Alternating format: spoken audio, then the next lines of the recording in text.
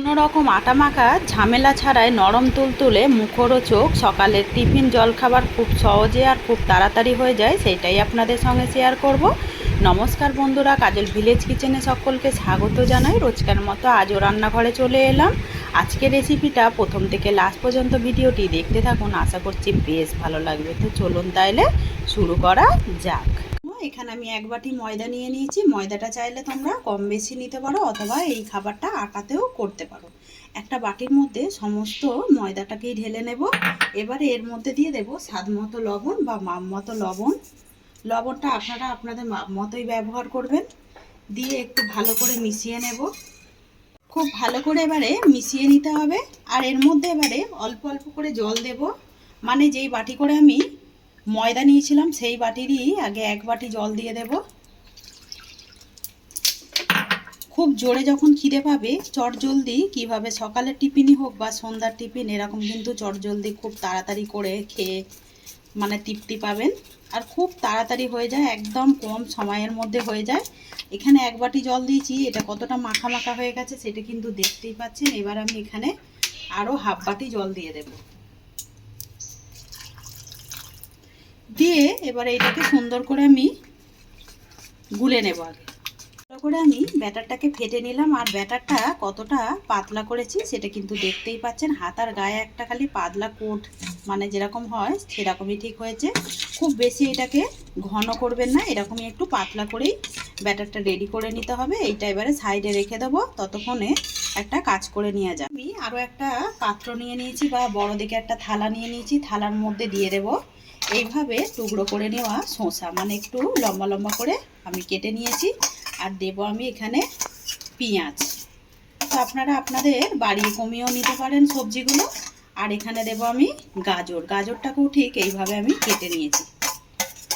আর দেব এখানে কাঁচা লঙ্কা। আমি এখানে একটা কাঁচা লঙ্কা ব্যবহার করছি, চাইলে তোমরা ঝালটা আপনারা পছন্দ মতো ব্যবহার করতে পারেন। এবারে দেব এখানে স্বাদ মতো লবণ বা মাপ মতো লবণ।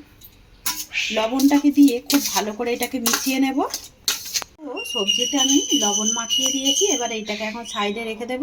এখানে নিয়ে নিলাম আমি আরও একটা বাটি। বাটির মধ্যে এবারে দিয়ে দেব 2টো ডিম। তো এই ডিমটাও কিন্তু আপনারা বাড়িয়ে কমিয়েও নিতে পারেন। তো এখানে আমি 2টো ডিম নিয়ে নিলাম। আর এর মধ্যে এবারে কিছু উপকরণ দিয়ে দেব। আমি এখানে এরকম একটা টুকরো করে পেঁয়াজ কেটে রেখেছি, কুচিয়ে রাখা পেঁয়াজ। আর দিয়ে দেব বেশ কিছুটা ধনে পাতা, তাতে করে খেতে কিন্তু বেশ ভালো লাগবে। আর দেব এখানে কাঁচা পাকা লঙ্কা কুচিয়ে রাখা। দেব গোলমরিচ গুঁড়ো। আমি একদম মাপ মতো 2টো যেহেতু ডিম নিয়েছি মাপ মতো দিয়ে দিলাম। আর দেব স্বাদ মতো লবণ। লবণ আর গোলমরিচটা আপনারা আপনাদের মাপ মতোই ব্যবহার করবেন। দিয়ে এবারে সমস্ত উপকরণগুলোকে ফেটে নেব। তো একটা কাঁটা চামচ দিয়ে ফেটে নেব, যাতে করে আটাটা খুব ভালোভাবে হয়। তো ডিমটাকে খুব ভালো করে ফেটে নিলাম। আর কতটা সহজে আর হাতের সামনে কিছু উপকরণ দিয়ে কিন্তু আপনারা চাইলে চটজলদি রেডি করে নিতে পারবেন। তো এইটাকে এবারে রেখে দেব। আমি এখানে যে সবজিগুলোকে লবণ মাখিয়ে রেখেছিলাম, লবণ থেকে দেখুন সবজিগুলো থেকে জল ছাড়তে শুরু করেছে। এই জলটাকে আমি ফেলে দেব। এবারে জলটাকে ফেলে দেবার পরে এর মধ্যে কিছু উপকরণ দেব গোলমরিচ গুঁড়ো। আর দেব ম্যাগি মশলা। আপনাদের হাতের সামনে যদি চাট মশলা থাকে তাহলে চাট মশলাও এর মধ্যে দিতে পারো। আর দেব একটু লেবুর রস, তাতে করে খেতে কিন্তু বেশ ভালো হবে। উপকরণগুলোই দিয়ে দিলাম। আর লেবুর রসটা মাপ মতোই দেবে। এখানে আমি হাফ চামচের মতো দিয়েছি, যেহেতু যতটা আমার সবজি আছে আমি মাপ করেই দিলাম। আপনারা বলেইছি সবজি কম বেশি নিতে পারেন। দিয়ে এবারে সমস্ত উপকরণগুলোকে খুব ভালো করে মিশিয়ে নিতে হবে। এবার আমি এখানে দেব 1 চামচের মতো টমেটো সস। তো টমেটো সসটাও দিয়ে খুব ভালো করে মিশিয়ে নেব। তো উপকরণগুলোতেই সব কিছু মিশিয়ে নিলাম। অপরদিকে গ্যাস অন করে একটা কড়া গরম করে বসিয়ে দিয়েছি। কড়াটা কিন্তু বেশ ভালোভাবে গরম হয়ে গেছে। কড়ার মধ্যে হালকা একটু তেল ছিটিয়ে দেব। দিয়ে একটু চারিদিকে এইভাবে একটু ব্রাশ করে দেব। দিয়ে ব্যাটারটা যে আমি ভালো করে ফেটে রেখেছিলাম, এইটা কিন্তু বেশিক্ষণ রাখার দরকার নেই। চাইলে তোমরা যখনই করবে তখনই কিন্তু এটা করে নিতে পারবে। এখান থেকে আমি হাফ হাতা ব্যাটার নিয়ে ঠিক মাঝ বরাবর দিয়ে দেব, দিয়ে হাতার পেছন দিকটা থেকে এইভাবে একটু এটাকে গোল করে দেব। এটা দেবার সঙ্গে সঙ্গেই দেখুন কীরকম শুকনো হয়ে গেছে। এবার আমি এখানে যে ডিমের মিশ্রণটা করে রেখেছিলাম এখান থেকে আমি এর ওপরে দিয়ে দেব, দিয়ে চারিদিকে একটু এইভাবে আবার মিশিয়ে দেব। চারিদিকে দিয়ে দিলাম, আর এই সময় গ্যাসটাকে একটু আস্তে রাখবেন। দেখবেন এর ওপরটাও ঠিক শুকিয়ে যাবে, তখন আমি এই রুটিটাকে তুলে এরকম উল্টে দেব। এবার আমি ওপর থেকে দিয়ে দেব ডিমটা সুন্দরভাবে যাতে ভাজা হয়ে যায়, তার জন্য 1 চামচ সাদা তেল। সাদা তেলটা দিয়ে দিলাম, খুব বেশি তেল এতে দরকার পড়ে না। এইভাবে তেল দিলেই, হালকা একটু তেল দিলেই কিন্তু ওই খাবারটা হয়ে যায়। চাইলে এটা তোমরা তাওয়াতেও করতে পারো বা এমনি কড়াতেও করতে পারো। এবারে এখানে যে আমি সবজিগুলোকে খুব ভালো করে মাখিয়ে রেখেছিলাম এর মধ্যে এইভাবে দিয়ে দেব।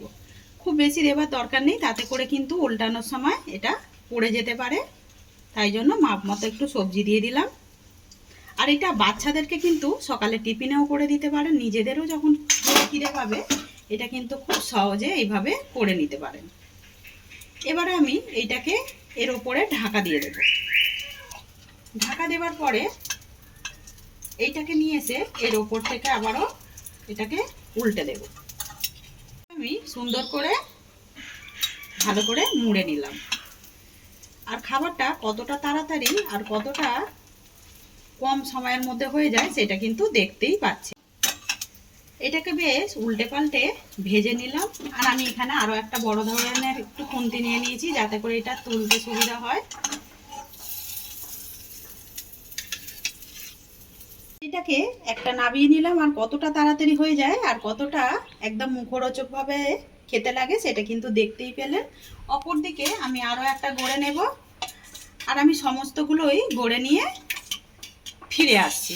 তো আজকের রেসিপি আপনাদের কিরকম লাগছে কমেন্ট করে জানাবেন। যদি ভালো লেগে থাকে একটা লাইক করে দেবেন, এইভাবে আমার পাশে থাকবেন, আমাকে সাপোর্ট করবেন। এখানে সমস্ত খাবারগুলোই গড়ে নিলাম, আমি 4টে খাবার গড়ে নিয়েছি। তো এখানে গরম গরমই খেতে কিন্তু বেশ ভালো লাগবে। আজকে রেসিপি আপনাদের কিরকম লাগলো, কয়েকটা উপকরণ দিয়ে আজকে করলাম।